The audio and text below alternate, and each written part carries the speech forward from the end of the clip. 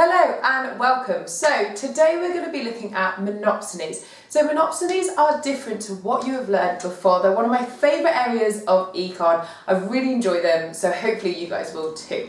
So the first thing that we really need to understand is that up until now you've really learned about that traditional market structure where it's like producer and then consumer and that is it. But we know that that is not actually true. And actually producers are often and can be consumers in their own right along a supply chain. So for instance, if you think about your local greengrocers, they don't grow their stock behind their shop and then bring it to the front of their shop and sell it. They buy it from someone else, and in that transaction they are actually the consumer or the buyer. So when we look at monopsonies, we start to look at a little bit more of the complexities of the economy and our markets, and it raises some really interesting questions that we will get to. So I'm going to split this video in two. Today we're going to be looking at monopsonies and the effect and the kind of relationship between the producers and the buyers, and then in our next lesson we're going to be looking at consumers and the impact on consumers. This has come up in the exam before, but we'll have a look at that at the end of our second video. So what is a monopsony? So a monopsony is just when there is one buyer in the market. So what does that mean? Well, it might be really hard for you to think about, well, what kind of market is there where there's only one buyer in the market? But we'll have a look at that and look at some examples later on. But to start off with, just think about it kind of like a supply chain monopoly. So if you think about it where there's one firm that's buying all the produce in the market, and then they are taking that to the consumer to then sell on to the consumer. So there's only one buyer in the market. Therefore, they are essentially, not quite, but essentially a monopoly, but in the supply chain. So they're not a monopoly directly to consumers necessarily, but they are a monopoly to the buyer, and therefore we call them a monopsony. Now I know that that's confusing because we've got natural monopolies, we've got monopolistic, and now we've got monopsonies, but believe me, with practice we'll get there. So we also find monopsony power. So the term of monopsony power is often used, especially if you've read any of the kind of CMA documentation or investigation or kind of the regulatory board's documentation when it looks at kind of power and firms' power in the market. They may well refer to monopsony power. So that just indicates that a firm may well not be a monopsony, but they may have monopsony buying power in the supply chain. And as well, we often see that when firms collude in an oligopoly, they may well be colluding not necessarily to the consumer, so the consumer may not be getting that collusion set price, but they may actually in fact be colluding to form a monopsony when it comes to their buyers. So they can all benefit from a very low price in their supply chain, meaning that they can then either pass that on to the consumers, but more likely use it to lower their AC and MC, but not pass that on and obtain more profit. Now we're going to look at all of that diagrammatically, we're going to have a look at it in a bit more detail, but the first thing that you really need to know before we do that is that you are not expected necessarily to know this diagrammatic analysis that I'm going to show you next. But it is essential for you, for your understanding. You are definitely not going to lose marks from this depth of knowledge. It's just that not necessarily the exam board expects you by paper to understand this depth of knowledge. Will it help you gain marks? Absolutely, potentially, but will it make you lose marks? Definitely not. You will not lose marks from not being able to recreate this, but you should be able to understand this. So here we have diagrams that you should be completely up to date with and know inside and out by now. If you don't, watch my other videos. But here we have two essentially exactly the same. These AR and MR do meet, it's just that they meet up here, and obviously that would ruin my diagram, so I don't have to necessarily put it in. But these two diagrams are essentially the same. Before we look at this, they're just two revenue cost diagrams, theory of the firm diagrams, whatever you want to call them, for two firms in a market. They're everything that we have done before. The only difference is they have a relationship together. This one is a producer and this one is a buyer. So for instance, if you want to think about it, if you think about like your greengrocers for instance, this buyer might be your greengrocers and this producer may well be the person who's growing those crops, whether it be, leeks or potatoes or whatever that your greengrocer is going to sell. Now, for the sake of this, if the greengrocer had kind of monopsony power, and it may well be localized monopsony power. So it may well be, for instance, that we've got one greengrocer in a town and one farm in a town. Now we're just going to go with that for now. I know it's really unlikely, but just to explain this kind of example, then we'll get into some real examples when we know the theory. So we have our buyer, in this case we're going to say that it is our greengrocer in our imaginary town that only has one greengrocer and one farmer, and it's a closed economy. And then we have our producer, and this is going to be the farmer. So we can even put that up here so we know. So the farmer is producing, and then our buyer is our greengrocer or our kind of local shop or even our supermarket. We could put that up here actually. Who is buying from our farmer. So our farmer is producing for the buyer who is the supermarket. So therefore we have here, and I've kind of labelled this a little bit differently just to help you out to start off with. So here we have our price. Now we know that here where our quantity hits our average revenue, that is the price that the farmer is selling to the supermarket, and therefore I've put here the price that they're charging to the buyer.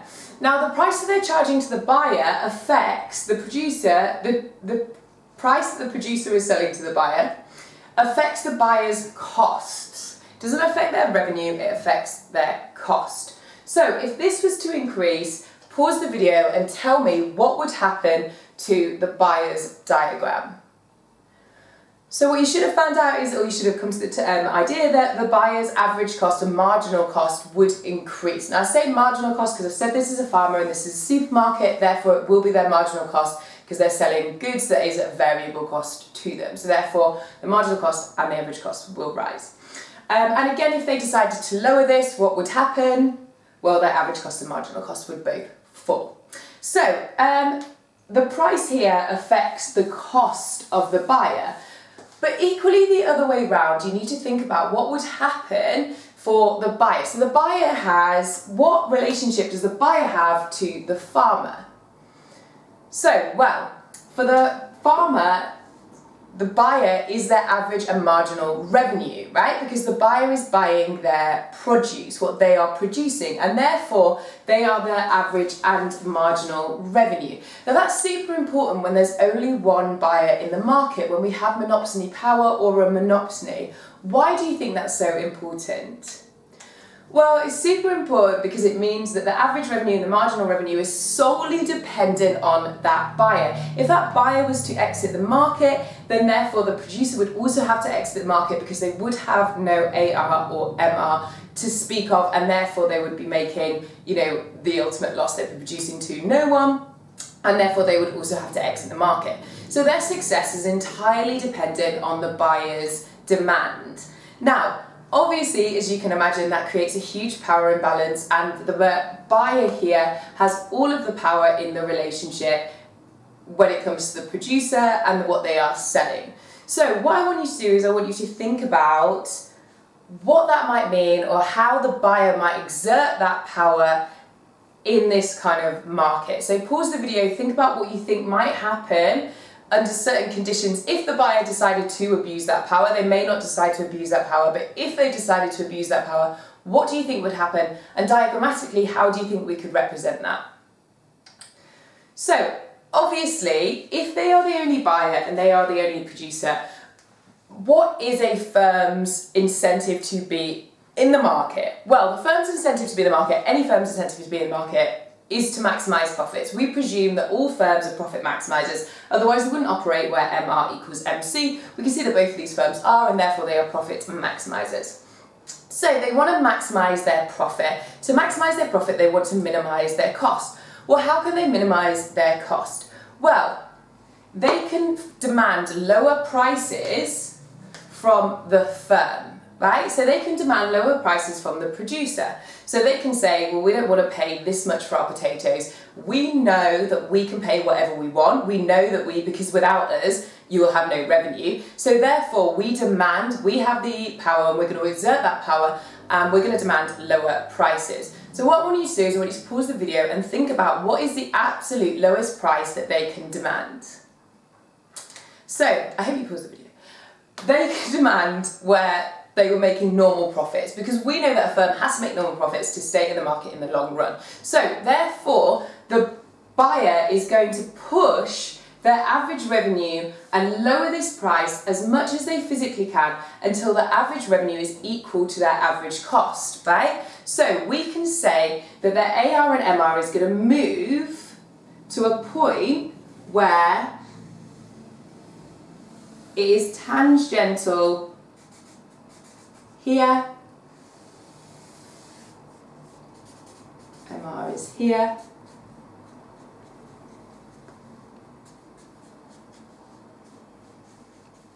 and the price they are charging here is only making normal profit. So what have they done? Basically, what they've done is they've competitively demanded all of their profits away, all of their supernormal profits away, by driving the price down and down and down and down, by saying, without us, you are not going to be able to survive. So therefore, we're going to push all of your profits away, shift your AR and MR, and therefore, you are only going to make normal profits.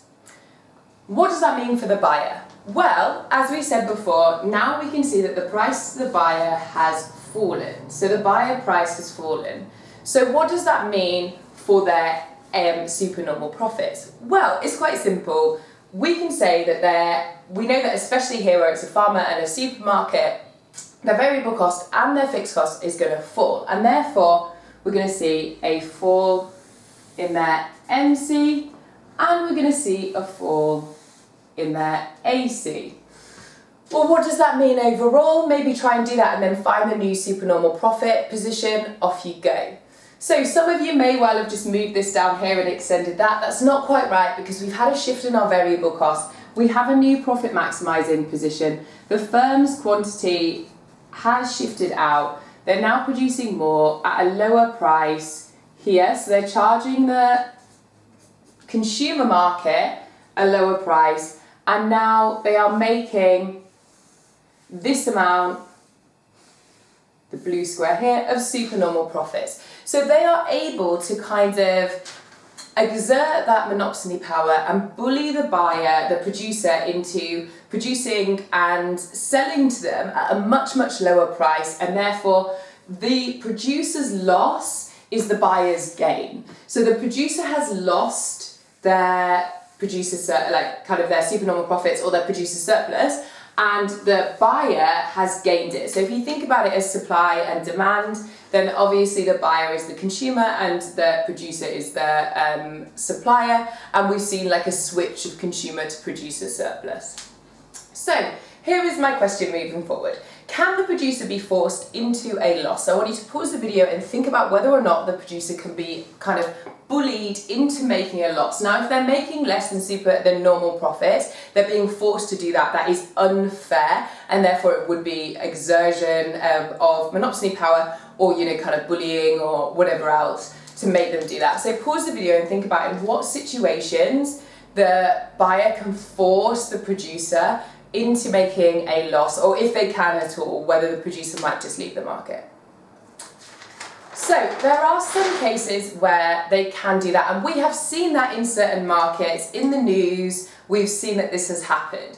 So if the barriers to exit for a firm are very high, so if there's a lot of sunk costs, or there's lots of legal loopholes they have to go into, or if there's lots of kind of waste disposal they have to do, we'll have a look at kind of milk and farmers in a second when I go through this, then they may well have to incur, they may be more willing to incur a small loss in the short run and even potentially in the long run to mean that they can't, because there's barriers to exit, they can't necessarily leave very cheaply. So the buyer in that case may well know that and then use that kind of additional power to extort more savings from the producer.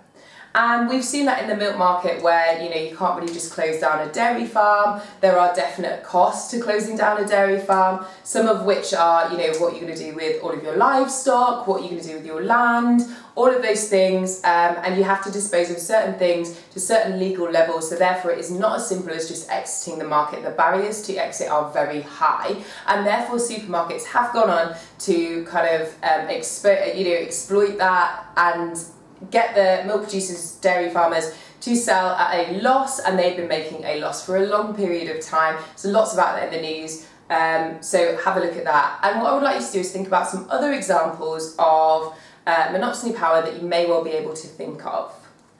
So we have here some examples of monopsony power.